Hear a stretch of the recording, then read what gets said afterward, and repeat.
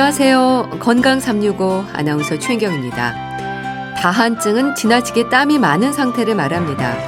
질환이 원인일 수도 있고 이유를 알 수 없는 경우도 있다고 하는데요. 땀이 얼마나 어떻게 어디서 흐르는 걸까요? 땀이 많다, 적다에 대한 표현은 어느 정도 주관적일 수 있을 텐데요. 진단 기준이 있는지, 반드시 치료를 해야 하는 건지, 다한증으로 인한 불편이 일상을 얼마나 힘들게 하는지 잠시 후에 알아봅니다. 그리고 대사증후군으로 인한 건강의 위험에 대해서도 살펴보겠습니다. 건강 365 김현철의 동네 듣고 시작하겠습니다.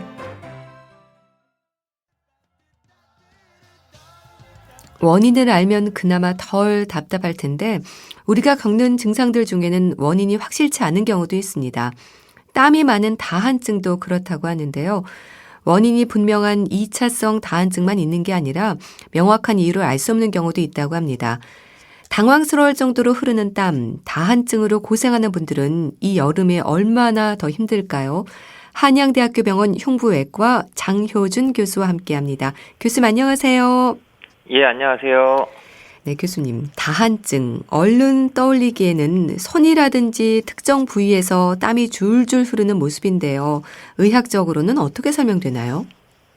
네, 우리가 이제 더운 여름날 운동장에 나가면 모든 사람들이 다 온몸에 땀이 줄줄 흐르지 않습니까? 네. 근데 이러한 현상들은 이제 굉장히 자연스러운 생체 반응인데요.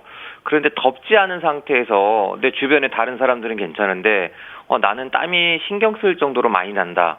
이거는 이제 정상적인 생체 반응이라 볼 수 없는 것이죠. 그래서 땀이 이게 나게 되는 작용은 이제 교감신경이 땀샘을 자극해서 분비하게 하는데 이러한 교감신경의 작용이 과도하게 항진돼서 적은 자극이나 아니면 땀이 나지 않아야 되는 그런 상황에서도 자극이 발생을 해서 땀이 분비되는 것을 이제 다한증이라고 할 수 있겠습니다. 네. 그런데 교수님께서는 흉부외과 전문의시잖아요. 다한증과 흉부외과 어떤 연관이 있는 건가요? 예, 이제 다한증이 원래 이제 전신적으로 나타나는 경우도 있지만, 이 손, 겨드랑이 이런데 이제 국소적으로 나타나는 경우들도 많이 있거든요. 근데 이 중에서 손이나 겨드랑이에 땀이 나는 경우에, 우리 글로 가는 교감신경이 이 흉부 쪽을 통해서 가게 됩니다. 그러다 보니까 이걸 이제 수술적으로 접근해서 그 신경을 잘라줄 때는 아무래도 흉부외과 그 구조물에 익숙한 흉부외과 전문의가 수술을 집도하게 되는 것이죠. 그러니까 피부의 문제라기보다는 우리 몸속 땀샘과 교감신경의 복합적인 문제라고 볼 수 있는 거네요. 예, 맞습니다. 이 땀샘 자체의 문제라기보다는 이 명령을 내리는 교감신경이 과도하게 작동하는 것이 문제인데요. 근데 아직까지도 이 교감신경이 왜 이렇게 과도하게 작동하는가에 대해서는 아직까지도 정확하게 밝혀진 바는 없습니다. 따라서 이제 원인은 정확하게 모르지만 이러한 교감신경의 작용을 억제하거나 혹은 국소적으로 그 신경을 잘라줘서 차단해주는 이러한 방법 등이 다한증의 치료 방법이 되게 되는 것이죠. 네. 다한증에도 1차성과 2차성이 있다고 들었습니다. 그런가요? 네, 1차성 다한증은 다한증에 유발하는 원인이 뚜렷이 없는 경우, 저희가 그 원인을 잘 못 찾는 경우가 되겠고요. 2차성 다한증은 다한증에 유발하는 요인이 명확하게 이제 밝혀지는 경우를 이야기할 수 있습니다. 그럼 일단 원인이 비교적 명확한 2차성의 경우에는 치료 효과가 높다고 봐야 될까요? 그렇지도 않습니다. 이게 원인이 있다 하더라도 그 원인 자체가 교정이 불가능한 경우들이 많이 있고요.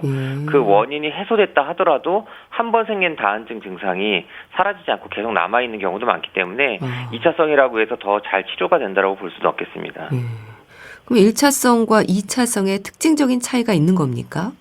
네, 1차성 다한증에 이제 몇 가지 특징들이 있는데요.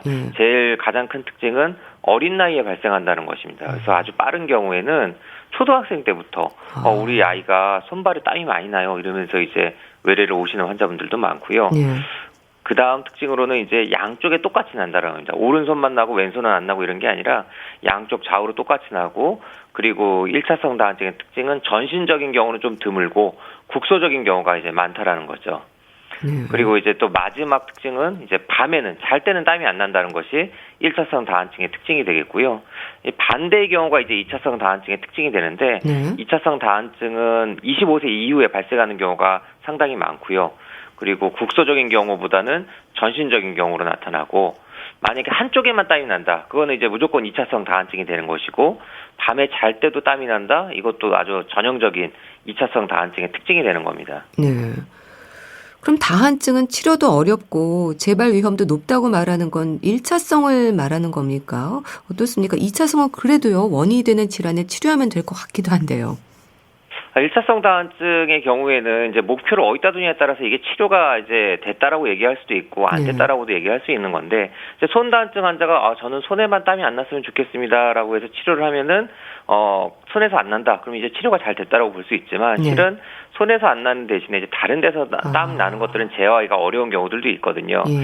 그리고 이제 2차성 다한증은 앞서 얘기 드렸지만 그 해당 원인들이 치료하기 어려운 경우들이 있거든요. 예를 들면 뭐 당뇨라든지 갑상선 질환, 폐경 혹은 뇌신경계 질환 같은 경우에는 이게 원인이지만은 이 병을 조절해도 증상이 호전되지 않는 경우들도 많이 있어서 2차성 다한증, 1차성 다한증 둘 다 치료하기가 쉽진 않지만 1차성 다한증 같은 경우에는 우리가 치료 목표를 어디다 두냐에 따라서는 그 결과가 이제 만족스러울 수도 있다라는 것이죠. 네.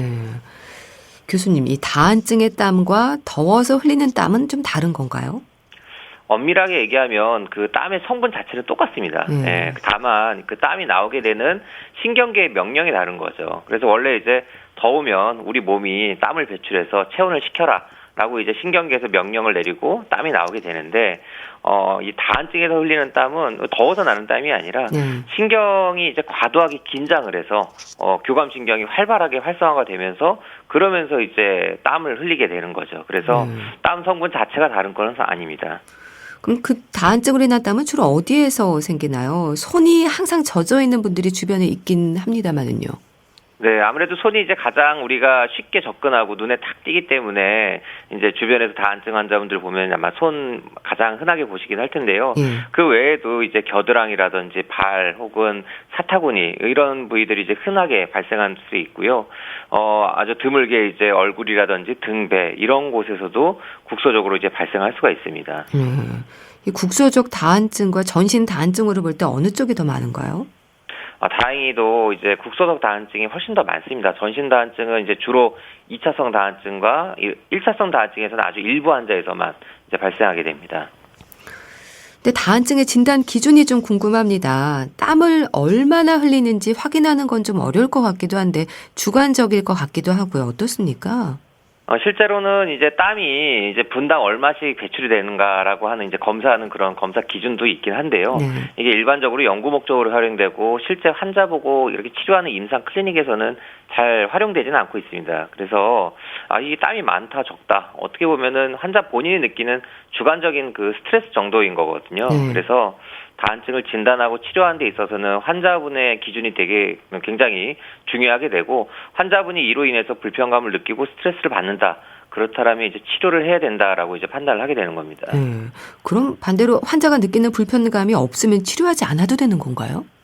네, 그렇습니다. 환자가 본인이 일상생활에 있어서 전혀 스트레스를 받거나 불편감을 느끼지 않다. 근데 옆에서 봤을 때 땀이 많이 흐르는 것 같은데 이렇게 생각을 하더라도 환자분의 삶의 질이나 이런 것들이 전혀 뭐 직장생활, 사회생활에서 문제가 발생하지 않는다면 이거는 굳이 치료할 필요가 없는 것이죠.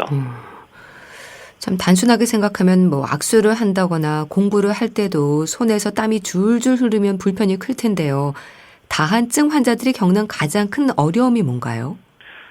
실제로 제 외래 찾아오시는 분들 이제 보시면은 대부분들이 이제 학생분들, 고등학교 대학생들 분들이 많은데요.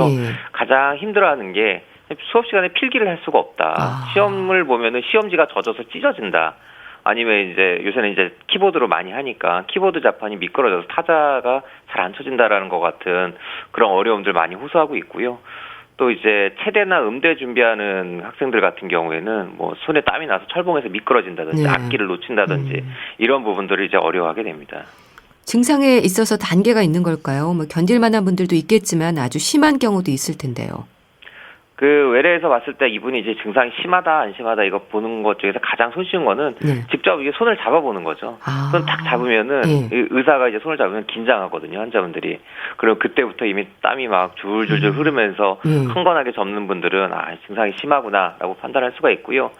그 다른 조금 이제 객관적인 방법으로는 주먹을 쥐고 몇 초 안에 땀이 주먹에서 떨어지는가를 이제 평가를 해서 30초 이내에 떨어지면 굉장히 이제 다한증 증상이 심하다.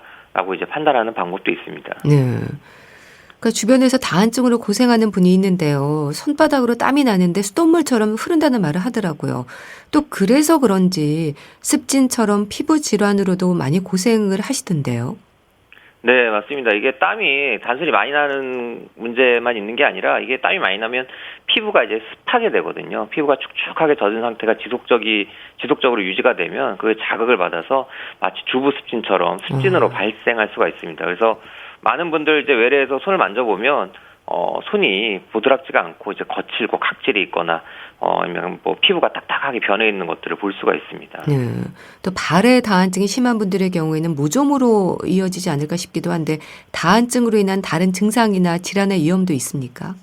네, 맞습니다. 앞서 얘기한 대로 이게 습하기 때문에 뭐 습한 환경에서는 세균이나 곰팡이균들이 잘 서식하게 되고 이 발다한증 같은 경우는 특히나 이제 이 환기가 잘 안 되니까 그 습한 상태가 오래 유지돼서 뭐 예를 들면 세균 감염에 의해서 이제 각질이 녹아내리는 각질융해증이라고 불리는 이런 심각한 피부병이 발생하기도 하고요. 무좀은 거의 대부분 같이 동반되어 있다고 봅니다. 네. 자, 그렇다면 교수님 이렇게 불편을 느껴서 치료를 원한다면 치료 전에 진행이 되는 검사가 있는 건가요?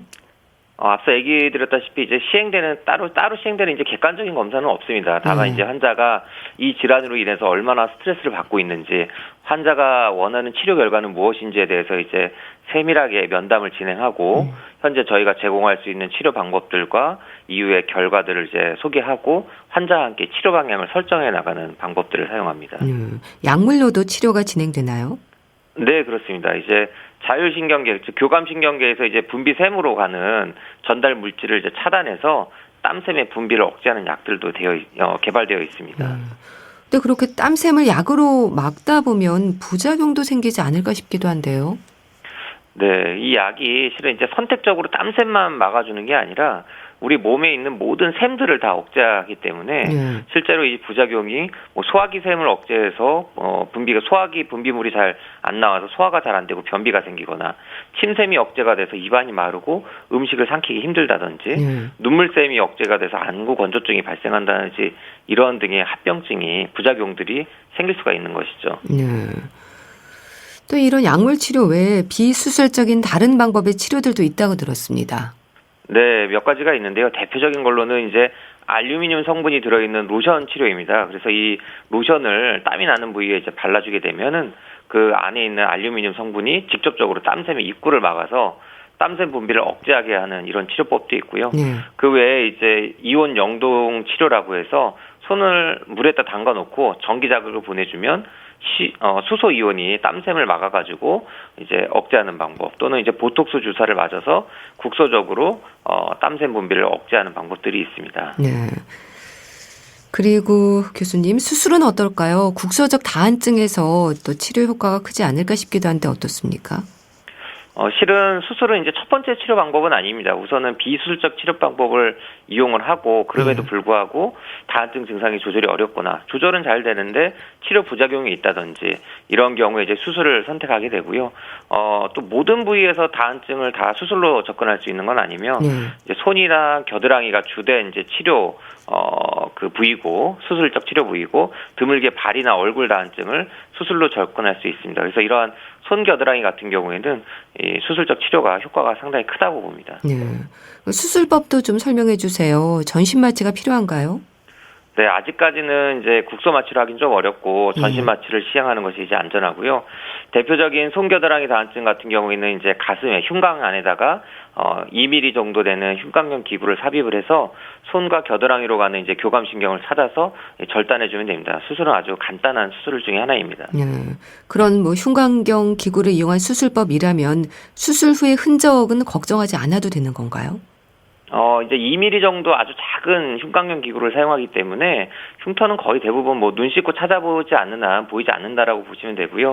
다만 이제 아무리 작은 흉터도 이제 크게 부푸는 켈로이드 질환을 가지신 분들이 있는데 이런 분들은 좀 흉터가 눈에 띌 수는 있겠습니다. 그리고 수술 시간은 뭐 한 15분 정도로 매우 짧게 끝나고 뭐 입원도 없이 바로 이제 퇴원이 가능하십니다. 그런데 약물을 비롯한 비수술적인 방법과 이런 수술적 치료, 장단점이 있겠죠. 네, 그래서 앞서 약물에 대해서는 제가 이제 언급을 드렸었고, 그 외에 이제 알루미늄 로션 같은 경우에는 이 피부 자극이 있어서 피부가 붓거나 가려운 경우들이 이제 흔히 있게 되고요. 이온 영동 치료 같은 경우는 이제 전기 자극을 계속 줘야 되기 때문에 환자가 그 20분, 30분 동안 담그고 있는 동안에 따끔따끔한 그 전기 자극 불편감 등이 이제 발생할 수 있습니다. 그리고 이제 보톡스 같은 경우에는 아시다시피 이제 효과가 짧게는 4개월, 뭐 길게는 6개월 정도이기 때문에 그 기간이 지나면 다시 땀이 난다라는 이런 단점이 있고요.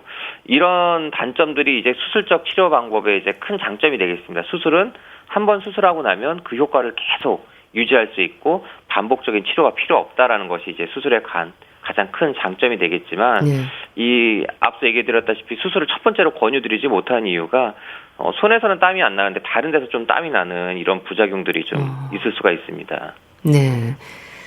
자, 교수님, 어떤 치료를 하든 다한증은 완치라고 보기는 어렵다는 말을 하던데요. 그렇습니까? 예, 그렇습니다. 그러니까 이제 비수술적 치료는 일시적으로 그 증상을 완화하는 거기 때문에 그 치료를 중단하면 다시 땀이 나는 것이고요. 뭐 수술적 치료를 받더라도 내가 원하는 부위는 조절이 되지만 다른 부위는 결국 이제 조절이 안 되는 거기 때문에 완전하게 이제 완치라고 이야기하기는 좀 어려운 것이죠. 네. 그래서 그 다한증 환자가 치료를 한 후에 다른 곳에서 다한증이 나타나는 이제 보상성 다한증도 있다고 하던데 이런 경우가 비교적 흔한가요? 네, 맞습니다. 이제 보고에 따라서는 적게 보고하는 경우에는 40%, 많게 보고하는 경우에는 70%까지 환자가 수술 후에 다른 부위에서 땀이 나는 보상성 다한증을 겪는다고 합니다. 이제 물론 이제 보상성 다한증 정도가 다양해서 아주 약하게 오셔가지고 그렇게 크게 신경 안 쓰시는 분들도 있지만 드물게는 심각하게 와서 오히려 수술 전보다 삶의 질이 더 떨어지는 분들도 계시는 경우가 있습니다. 네. 다한증과 액취증은 어떨까요? 다한증이 심할수록 땀내, 액취증도 생기나요? 아니면 별개로 봐야 하나요? 다한증과 액취증은 실은 좀 서로 다른 별개의 질환으로 보셔야 되는 게 맞고요. 액취증은 이제 아포크린 땀샘이라고 하는 지방 성분의 땀을 배출하는 땀샘이 거기가 분비가 과다하거나 아니면 거기에 세균 감염이 생김으로 인해서 냄새가 나는 것입니다. 네. 근데 액취증은 가족력이 있다는 말을 하지 않나요? 고민하는 분들이 많으신데 치료 후에도 완전히 해결되는 건 아닌가 봅니다. 다시 생긴다는 말도 하더라고요. 네, 액취증은 이제 가족력이 있는 것으로 잘 알려져 있고요. 이 수술로 아까 얘기한 그 아포크린 땀샘을 물리적으로 이제 제거를 해주는 건데 이게 이제 수술로 제거하다 보면은 일부 샘들이 남아 있는 경우가 있어서 수술 이후에도 그 예전보다는 좀 많이 줄어들지만 냄새가 좀 날 수가 있습니다. 그래서 이러한 경우에는 반복적인 재수술로 그 증상 등을 더 줄여 나갈 수는 있습니다. 네. 땀 자체에는 냄새가 없나요? 이제 우리가 아포크린 땀샘에서 나는 경우랑 그다음에 에크린 땀샘에서 나는 땀샘의 분비가 서로 성분이 다른데 이제 아포크린 땀샘에서는 지방 성분이 많아서 이 땀 자체에서는 이제 냄새가 좀 날 수가 있고요. 그래서 액취증은 아포크린 땀샘이 문제인 것이고 다한증은 에크라인 땀샘에서 나오는 분비물은 냄새 자체는 없습니다. 그럼 액취증에 대한 치료도 다한증의 치료와 같은 방법으로 진행이 됩니까? 좀 달리 진행이 됩니까? 일부 서로 좀 겹치는 부분들도 있고요. 좀 서로 다른 부분이 있는데 앞서 얘기드린 이제 비수술적인 치료 방법, 알루미늄 로션이라든지 보톡스라든지 이온 영도 치료 같은 경우에는 액취증에서도 효과적으로 저희가 사용할 수가 있는데 수술 방법은 이제 다한증은 신경을 절단하는 방법을 썼는데 액취증에서는 이 방법은 그렇게 효과가 크지는 않습니다. 그래서 액취증에서는 직접적으로 물리적으로 땀샘을 제거하는 방법을 활용하고 있습니다. 네. 액취증의 가족력은 큽니까? 예, 그렇습니다. 이게 우성열성이 되기 때문에 바로 윗대에서 액취증 증상이 있으면 자녀대에서도 바로 발생할 수 있다라고 봅니다. 그럼 액취증은 있지만 다한증은 없는 경우도 많은가요? 그렇죠. 예, 서로 별개의 질환이기 때문에 액취증과 다한증은 같이 있는 질환은 아닙니다. 그래서 액취증만 있고 다한증은 없는 분들도 있고요. 액취증은 없는데 다한증만 있는 분들도 계십니다. 네. 참 다한증은 예방법이 없는 거잖아요. 교수님, 고생하는 분들에게 도움이 되는 방법이랄까요? 요즘 여름이라서 특히 더 힘드실 텐데 조언을 좀 해주세요. 그래서 이 다한증이 단순히 땀이 많이 나는 것만으로 끝나는 게 아니라 이제 손이나 발 같은 경우에 이제 특히 발 같은 경우에는 이제 피부 질환이 같이 있는 경우도 굉장히 많거든요. 그래서 이제 실내에 있을 때는 좀 가능하면 환기가 잘 되는 슬리퍼로 갈아 신고 뭐 선풍기로 손을 잘 말리고 있는다든지 이런 방식으로 피부 질환이 같이 오지 않게 예방하는 것이 이제 중요하겠고요. 또 야외 활동을 많이 하는 다한증 환자분들 같은 경우에는 탈수 증상을 좀 주의하셔야 됩니다. 그래서 수분 섭취를 충분히 하면 이제 예방이 될 수 있을 것 같고요. 무엇보다도 이게 땀이 많이 나는 이유가 결국 스트레스와 긴장이거든요. 그래서 이러한 다한증을 유발할 수 있는 업무에서 받는 긴장감이나 스트레스를 본인께서 이제 최대한 줄일 수 있도록 노력을 하면 증상 완화에 좀 도움이 많이 될 것 같습니다. 네. 또 다한증으로 사회생활이 힘든 분들도 많으실 것 같은데요. 이분들에게도 뭐 심리치료 같은 게 좀 필요할까요? 실은 이제 다한증 환자분들이 이제 외래에서 면담을 하다 보면 이 스트레스가 굉장히 많습니다. 이렇게 사회생활하면서 누구랑 이제 악수도 해야 되고 어디 식사하러 가서 신발을 벗어야 된다든지 이런 경우에 뭐 냄새가 너무 심해가지고 굉장히 스트레스를 많이 받게 되거든요. 그래서 이런 경우에는 이제 전문 클리닉을 통해서 이러한 것들을 줄여 나갈 수 있는 전문적인 상담을 받고 필요에 따라서는 수술을 통해서 완치와 비슷한 효과를 가질 수 있도록 노력을 해야 되겠죠. 네, 알겠습니다. 말씀 잘 들었습니다. 오늘은 다한증의 관리와 치료에 대해서 말씀드렸는데요. 한양대학교 병원 흉부외과 장효준 교수와 함께했습니다. 감사합니다. 네, 감사합니다. KBS 라디오 건강365 함께하고 계신데요. 이상은의 비밀의 화원 듣고 다시 오겠습니다.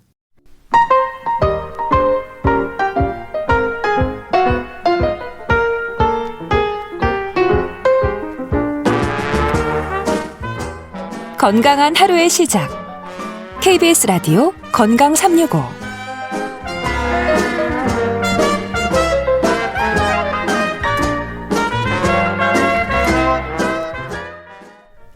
KBS 라디오 건강365 함께하고 계십니다. 체중이 늘었다는 분들 많으시죠? 코로나19로 집에 있는 시간이 늘면서 아무래도 활동량이 부족해지기 쉬운데요. 체중이 증가하고 뱃살이 나오고 체지방은 늘고 근육량은 줄고 단순한 몸매의 문제가 아니라 건강에도 위험 신호가 커질 수 있다는 생각을 해야 하지 않을까 싶습니다. 분당 재생병원 영양내과 백현욱 교수와 함께합니다. 교수님 안녕하세요. 네, 안녕하십니까. 교수님, 이 진료실에서도 많이 듣지 않으세요? 불어난 체중으로 고민하는 분들 많을 것 같습니다. 많지요. 진료실에서 네.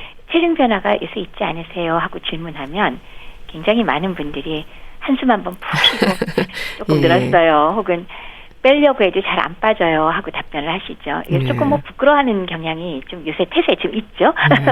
그래서 실제로 우리나라 비만 유병률을 보니까 대략 2019년도 기준으로 3명 중 1명이더라고요.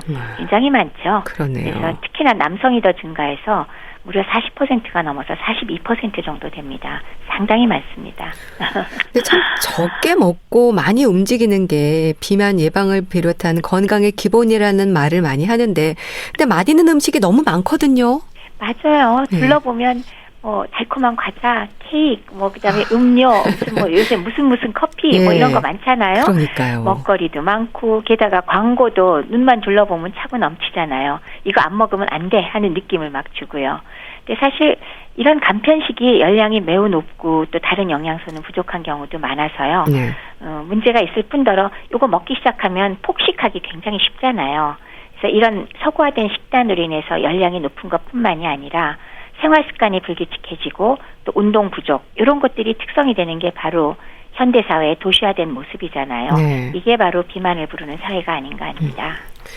나이살이라는 말도 있지만요. 복부 비만이 정말 걱정입니다. 단순히 몸매가 문제가 되는 게 아니라 뱃살이 보내는 건강상의 위험이 있는 거죠. 그럼요. 그러니까 물론 배가 나온 게 보기도 안 좋다라고 느끼는 건 있지만 복부 비만이라는 것 자체가 우선 일반적인 체중이 늘어나는 건 피하지방이 전체적으로 증가하지만 복부 비만의 경우는 특히나 복부, 뱃속의 내장 주변의 지방이 과도하게 축적된 경우를 말하죠. 근데 이런 복부에 있는 지방은 다른 곳에 분포되어 있는 지방에 비해서 간에 좀 더 근접해 있기 때문에 전신적인 영향을 끼칠 가능성이 크다고 생각을 합니다. 그러니까 관련 합병증 생기기 쉽겠죠. 결국 고지혈증이라든지 고혈압, 당뇨, 심혈관 질환의 위험도가 커지는데요. 이런 잘못된 생활 습관이 자꾸 반복되면서 오는 복합적인 임상 양상을 우리가 대사증후군이라고 부르죠. 네. 그래서 오늘 대사증후군에 대한 말씀을 나누면 좋겠는데요. 교수님, 이 대사증후군, 우리 몸의 대사에 문제가 되는 부분들을 말하는 건가요? 대사, 그러니까 도대체 뭔가 싶죠. 메타볼리즘. 네. 그래서 이렇게 대사에 문제가 되는 건데 이게 일종의 이제 복합적인 증후군을 얘기한다고 말씀드렸잖아요. 그래서 일반적으로 비만, 그중에서도 복부 비만, 그다음 두 번째는 혈압이 높은 것, 고혈압, 네. 세 번째는 혈당이 상승하는 당대사 이상, 그리고 네 번째는 이상 지질 혈증, 그래서 뭐 중성지방 같은 것이 올라가는 그런 임상적인 특징을 갖는 증후군을 말합니다. 그래서 이 대사증후군에 걸렸을 때 실제로 그러면 다른 질환하고 연관이 되지 않으면 문제가 안 되잖아요. 네. 근데 대사증후군이 있을 때는 협심증이나 심근경색과 같은 심혈관 질환, 그리고 당뇨나 뇌혈관 질환인 뇌졸중, 그리고 암 등의 발생을 증가시키는 위험 요인이 됩니다. 네. 참 들을수록 불편해지는데요. 이 대사증후군의 위험이 높아지는 이유가 뭔가요? 방금 말씀드렸듯이 비만이 들어간다고 했잖아요. 예. 비만 중에도 내장 지방이 증가하는 복부 비만과 이것이 일어나면은 인슐린 저항성이 발생하게 되는데 바로 이 인슐린 저항성이 대사증후군을 유발한다라고 알려져 있습니다. 네. 즉 복부 비만이 점점 더 유병률이 올라가니까 대사증후군도 많이 생기겠죠. 결국은 좋지 않은 식사 습관, 그리고 운동 부족, 수면 부족이나 스트레스 같은 것들이 복부 비만을 유발하게 되고 그것이 바로 대사증후군으로 이어지는 것, 이것이 바로 그 원인이 된다고 할 수 있겠습니다. 네. 이 대사증후군으로 인해서 우리 건강에 문제가 되는 부분으로 뭐 삶의 질이 떨어지는 건 물론이고 사망률도 높이는 것으로 지적이 되던데요. 죽기 쉽다는 게 사실 우리 제일 두렵죠. 대사증후군이 있는 환자의 경우는 허혈성 심장 질환이나 뇌졸중과 같이 심장, 뇌혈관계 질환 발생률이 많이 생기니까 네. 사망 확률이 대사증후군 없는 사람에 비해서 무려 4배 정도가 높습니다. 그렇군요. 뿐만이 아니라 대사증후군 환자는 당뇨병에 걸릴 확률 또한 대사증후군을 갖지 않은 자보다 거의 3배 내지 5배니까 역시 비슷하게 4배 정도 높은 거죠. 네. 그 외에도 대사증후군이 있으면 지방간도 동반될 가능성이 높고요. 그다음에 폐쇄성 수면 무호흡과도 관련이 깊을 뿐만 아니라 암에도 많이 걸리게 하기 때문에 암 사망률 역시 높아지는 결과가 나오죠. 네. 대사증후군을 생활습관병이라고도 하지 않습니까? 생활습관의 개선을 통해서 예방이 가능하다는 의미로도 이해하면 될까요? 답만 말씀드리면 맞죠. 네. 그러니까 복부 비만을 줄이는 게 굉장히 중요한 거 금방 느끼셨죠. 네. 그래서 이런 비만한 사람이 체중을 감량하면은 인슐린 저항성이 좋아지니까 고혈당도 잘 안 생길 거고 혈청의 지질 상태도 호전시킬 거고 또 혈관 내피세포의 기능도 개선시킬 수 있습니다. 그래서 그 방법으로는 당연히 뭐 어떻게 체중을 유지하겠어요? 식이요법과 운동요법을 포함한 생활습관 개선이 제일 중요하죠. 네. 근데 대사증후군이라는 말도 좀 어렵고요. 범위가 넓다는 생각도 듭니다. 대사증후군의 위험을 점검할 수 있는 점검표랄까요? 기준이 되는 항목이 있습니까? 대사증후군이 이제 애초에 그 고안한 분이 마저 내놨을 때 이제 최근에 대사증후군의 진단 기준으로 우리가 5가지를 얘기합니다. 예. 첫 번째는 복부 비만, 두 번째는 혈압 130가 수축기 130, 이완기 85mm Hg 이상, 그리고 중성지방이 혈청에서 150mg 데시리터 이상, 그리고 고밀도 지단백 콜레스테롤이라고 우리가 왜 소위 말하는 좋은 콜레스테롤이라고 부르는 것이 있습니다. 네. 이것이 남자는 40 미만, 여자는 50mg per 데시리터 미만이면 안 좋은 거죠. 이런 지표가 들어가거나 아니면은 공복 시에 혈당이 100 이상일 경우에 이 5가지 중에 3가지 이상이 진단된다. 그러면 우리가 대사증후군이라고 부릅니다. 네. 그런 부분들은 그럼 뭐 건강검진을 통해서 확인할 수 있는 건가요? 그렇습니다. 특히 우리나라는 40대 이상 성인 대상으로 2년에 한 번씩 국가에서 건강검진 시행해 주잖아요. 그 결과로서 충분히 확인이 가능합니다. 네. 근데 만일에 40대 이상이 아니고 나는 20대, 30대인데 어쩌냐. 그럴 경우에 내가 뚱뚱하다거나 혹은 가족력상에서 당뇨나 고혈압, 협심증이나 뇌졸중이 있다거나 아니면 내가 술을 많이 마시거나 담배를 피는 그런 경우, 그러니까 생활 습관이 좋지 않은 분들은 그럴 때는 한번 병원 들리셔서 건강검진 좀 받아보실 필요가 있습니다. 네. 그렇게 건강검진을 통해서 확인을 할 수가 있고 또 일상에서도 우리가 좀 짐작할 수 있는 부분은 없는 건가요? 일상생활에서는 계속 강조하지만 복부 비만이 굉장히 중요하다고 말씀을 드렸습니다. 예. 그러니까 아주 쉽게 뭘 할 수 있죠? 체중계가 있으면 체중을 재보면 될 것이고요. 그리고 허리둘레는 줄자만 갖고도 재볼 수 있잖아요. 그래서 혹시 내가 과체중이거나 복부 비만이라고 결론이 나왔다. 그러면 이제 추가로 혈압 측정과 혈액 검사를 시행해서 확인을 할 수가 있는 거죠. 허리둘레의 경우는 어떤 정도, 어느 정도를 말하는 건가요? 그렇죠. 숫자로 말을 해야 우리가 알 수 있으니까요. 남성의 경우는 90cm 이상, 그리고 여성의 경우는 85cm 이상이면은 이 범주에 들어간다고 얘기를 하고 있습니다. 그 정도면 배가 좀 나온 상태인 건가요? 특히 윗배에도 우리가 신경을 좀 써야 한다고 하던데 그렇습니까? 체격에 달리긴 했지만 이 정도면 그래도 배가 날씬하진 않습니다. 분명히 좀 나온 편이고요. 근데 특히나 이제 배가 나온 모양을 갖고도 우리가 얘기하잖아요. 예를 들면 여성들한테 가장 흔히 아랫배가 좀 나왔거나 옆구리가 볼록한 경우, 이런 유형은 오히려 피하 지방이 위주인 경우라 상대적으로 조금 덜 나쁘다라고 얘기하는 쪽이고요. 방금 말씀 주신 윗배가 나온 복부 비만은 폭식이나 과식을 자주 하는 사람한테 잘 나타나기도 하지만 이 경우는 피하의 지방보다도 그 내부의 내장 주변에 지방이 두껍게 분포되어 있는 내장 지방 과다 경우가 많습니다. 내장 비만이 혈청 콜레스테롤 수치도 높이고 고혈압, 당뇨, 고지혈증 많이 일으킨다고 방금 말씀드렸지 않습니까? 그렇기 때문에 윗배가 나온 타입에 좀 더 신경을 물론 써야 되고요. 그러나 어느 쪽이건 복부만 운동으로 빼겠다. 그래서 내가 복부만 뺄 수 있는 운동이 있다. 이렇게 생각하지 마시고요. 전반적인 유산소 운동과 식이요법을 같이 병행하셔야 조절이 됩니다. 네. 교수님, 또 요즘은 가정혈압계를 준비해둔 분들도 많잖아요. 혈압을 꾸준히 기록하는 것도 좋은 방법이죠. 아주 좋은 방법입니다. 특히나 최근에 가정용 혈압계 굉장히 질이 좋아졌더라고요. 사용도 간편하고.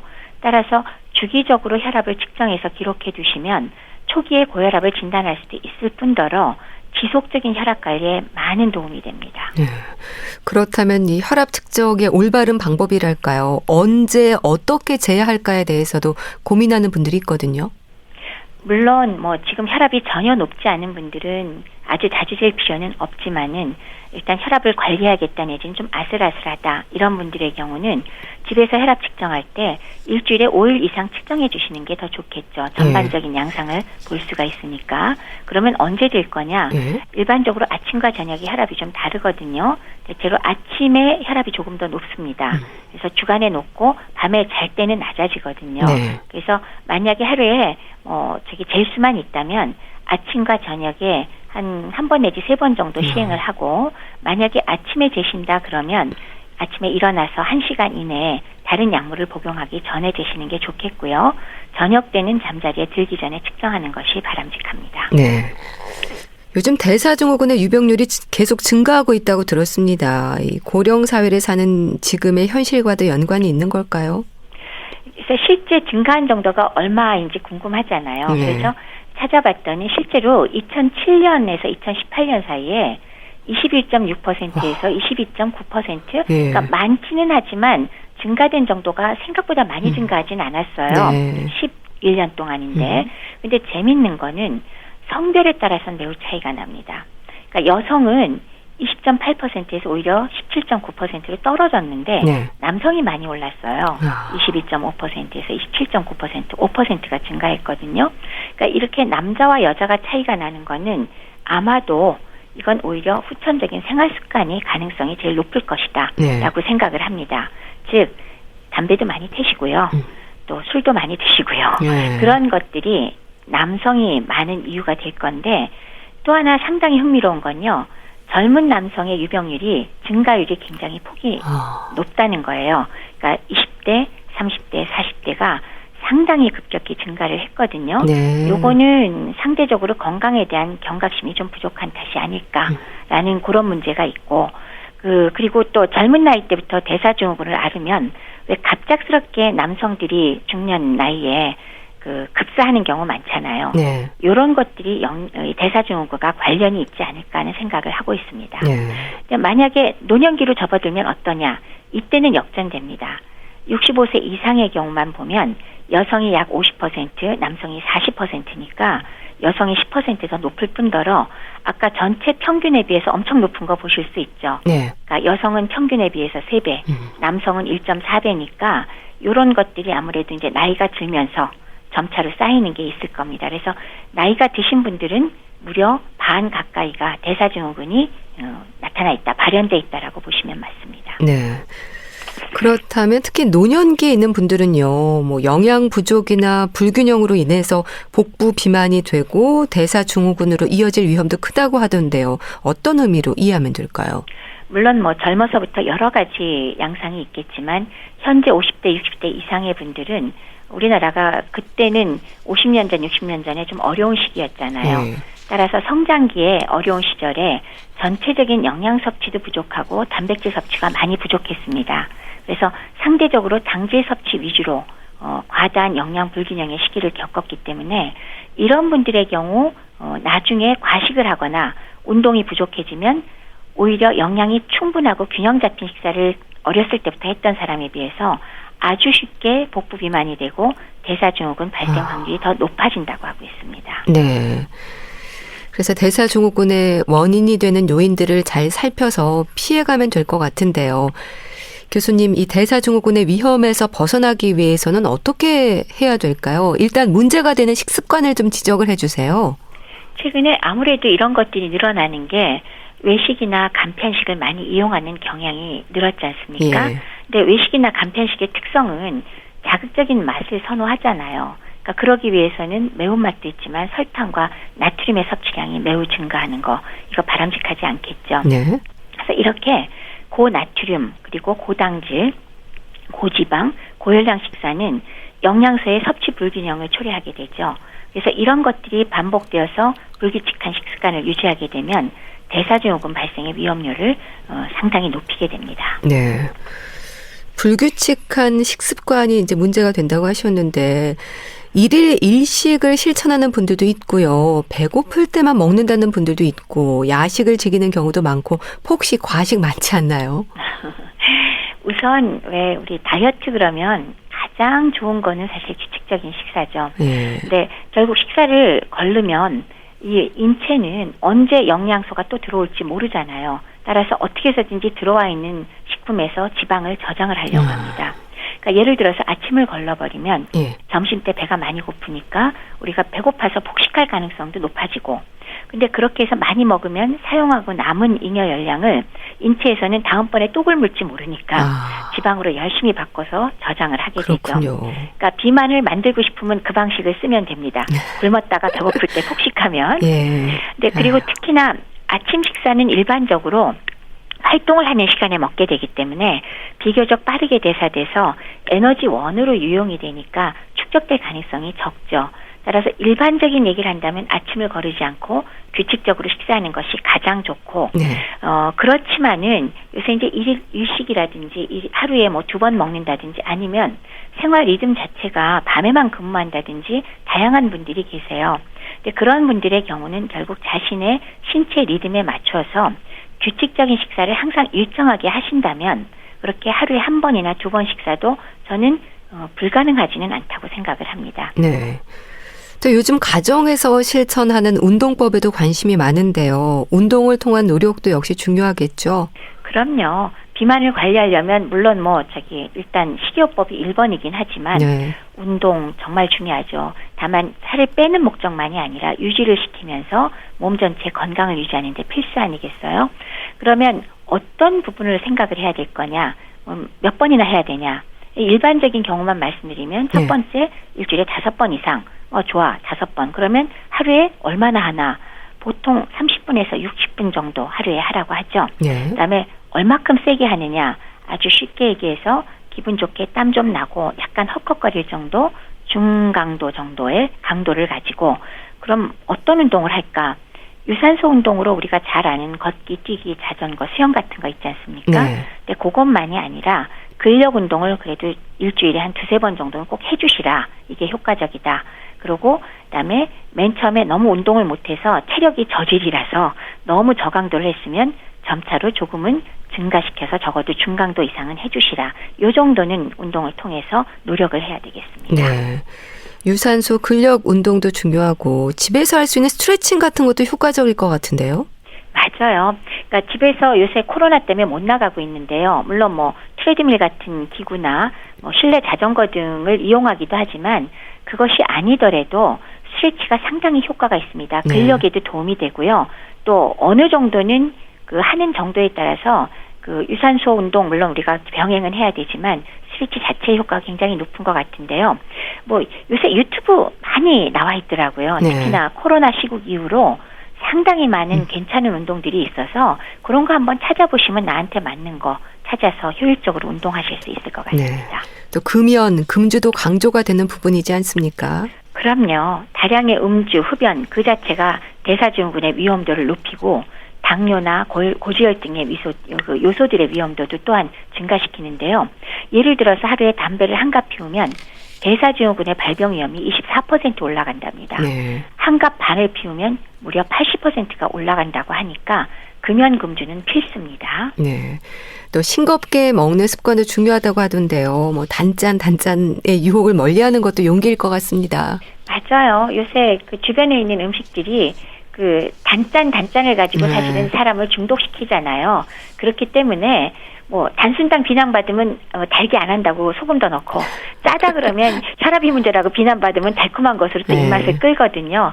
이거 단짠의 유혹만 멀리하실 수 있다면 비만과 이별할 수 있는 첫걸음을 확실하게 디딘 것 그리고 대사증후군도 예방할 수 있다고 말씀을 드릴 수 있습니다. 네. 자, 교수님, 대사증후군의 위험을 예방하는 게 만성 질환을 비롯한 건강의 위험을 막을 수 있는 방법일 텐데요. 꼭 강조하고 싶은 말씀이 있다면 짚어주세요. 일상생활에서 체중과 허리둘레 등은 스스로 측정할 수 있잖아요. 따라서 내가 비만 가능성이 있나를 보고 위험도를 첫 번째로 가늠해 볼 수 있고요. 또 두 번째는 젊은 남성의 대사증후군 비율이 급증했기 때문에 20대, 30대, 40대 남성들 건강 너무 과신하지 마시고요. 나의 생활 습관 중에서 음주, 흡연, 식생활, 운동 등의 습관을 꼭 점검해 주시고요. 그리고 40대 이후는 전 국민을 대상으로 우리나라에서 시행해주는 건강검진 있거든요. 그래서 그거 꼭 받으셔서 대사증후군의 위험도 평가를 하여드리니까 반드시 점검해서 관리해 주시기를 바랍니다. 네, 알겠습니다. 자, 오늘은 대사증후군의 예방과 관리에 대해서 말씀드렸는데요. 분당 재생병원 영양내과 백현욱 교수와 함께했습니다. 말씀 감사합니다. 네, 감사합니다. 엄정화의 몰라 보내드리면서 인사드릴게요. 건강365 아나운서 최인경이었습니다. 고맙습니다.